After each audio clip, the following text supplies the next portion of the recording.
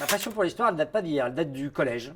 J'ai eu la chance, et c'est une chance, d'avoir un professeur passionnant, passionné, plein de fièvre, et qui tout de suite m'a intéressé à ses cours.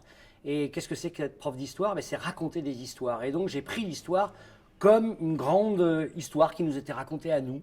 Et en plus, j'avais la chance que ça soit relayé à la maison parce que mon papa aussi était passionné d'histoire. Ma maman adorait écouter mon papa raconter des histoires. Donc tout ça, la grande histoire avec un grand H ou un petit H, ça m'a toujours accompagné. Donc c'était, si ce n'est légitime, en tout cas assez normal qu'on me propose un jour, alors que je présentais une émission d'histoire, qu'on me propose de faire un livre autour de l'histoire telle que moi je l'envisage. Voilà, l'histoire que j'avais envie de raconter.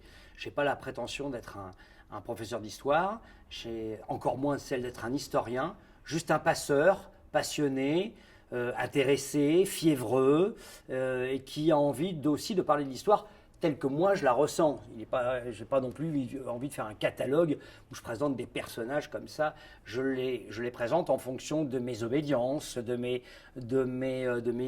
idéaux, de mes aspirations, de mes inspirations, si elles sont bonnes, en fonction. Voilà, c'est ça que j'avais envie de raconter. La rencontre avec des gens qui m'ont bouleversé, passionné, qui sont connus ou mal connus ou totalement méconnus. Le confinement, ça n'a arrangé personne, ça a été difficile, mais moi, ça m'a donné en tout cas une inspiration. Je me suis dit, voilà, je vais organiser un dîner idéal, un repas parfait, sans geste barrière, sans risque de s'infecter, puisque je ne vais dîner qu'avec des morts, mais des morts bien vivants, vous allez le voir.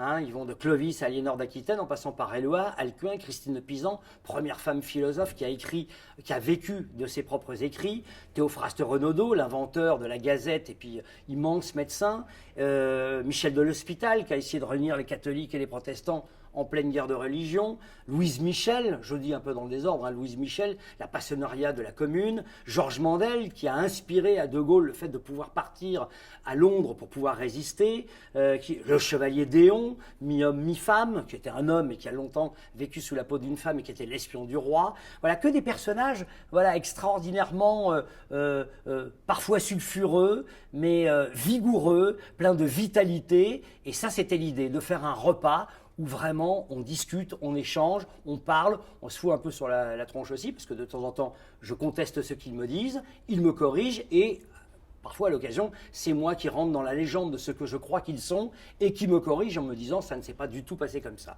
Voilà, c'est un échange.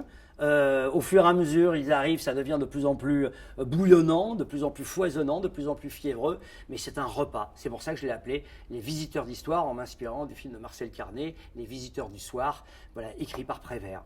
C'était ça l'idée. Donc tout s'est mis un petit peu dans ce grand désordre qu'a été cette année de pandémie, tout s'est mis en ordre grâce à ce grand désordre.